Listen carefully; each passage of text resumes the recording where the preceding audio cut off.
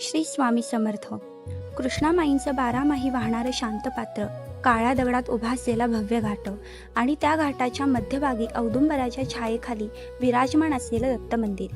हे दृश्य जसं डोळ्यांना मोहवणारं आहे तसंच मनालाही समाधानी करणारं आहे. कृष्णा आणि पंचगंगेच्या पवित्र संगमावर बसलेलं अखिल भारतीय श्री स्वामी समर्थ गुरुपीठ दत्तधाम श्री क्षेत्र नृसिंहवाडी हे केवळ एक तीर्थक्षेत्र नसून श्रद्धा, शक्ती आणि श्री गुरुकृपेचा साक्षात अनुभव देणारा दिव्य स्थान आहे. येथे पाऊल ठेवताच मनातील धावपळ थांबते आणि अंतःकरणाला एक अनोखी शांतता अनुभवास येते. याच पवित्र भूमीत श्री नृसिंह सरस्वती महाराजांनी 12 वर्ष वास्तव्य केले. त्या काळात त्यांनी असंख्य भक्तांना मार्गदर्शन केलं, दुःखितांच्या वेदना हलक्या केल्या आणि साधकांना साधनेचा खरा अर्थ शिकवला.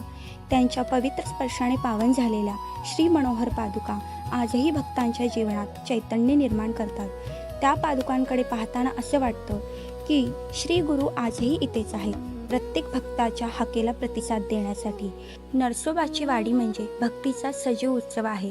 येथे येणारा प्रत्येक भक्त काहीतरी मागायला येतो, पण परतताना तो घेऊन जातो समाधान, आत्मविश्वास आणि श्री गुरुकृपेचा अदृश्य आशीर्वाद. याच पवित्र भूमीत श्री गुरुचरणी अर्पण होण्यासाठी एक दिव्य आध्यात्मिक सोहळा आयोजित करण्यात येत आहे.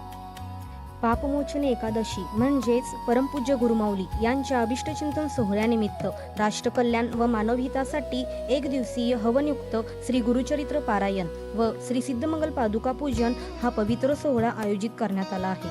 श्री स्वामी समर्थ महाराजांनी आपल्या अवतार कार्यात मानवहितासाठी पादुकांची स्थापना केली. पादुका पूजनाने श्री गुरुकृपा प्राप्त होते, जीवनातील अडथळे दूर होतात आणि भक्तांच्या मनोकामना पूर्ण होतात.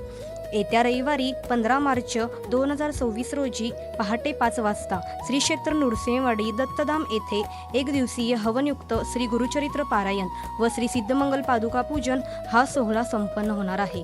श्री गुरूंवर अढळ श्रद्धा आणि नामस्मरणावर निष्ठा असेल तर जीवनातील प्रत्येक संकटांचा मार्ग सापडतोच. नरसोबाची वाडी म्हणजे अखंड श्रद्धेचा श्वास, श्री गुरुकृपेचा स्पर्श आणि आत्मशांतीचा दिव्य अनुभव. श्री स्वामी समर्थ.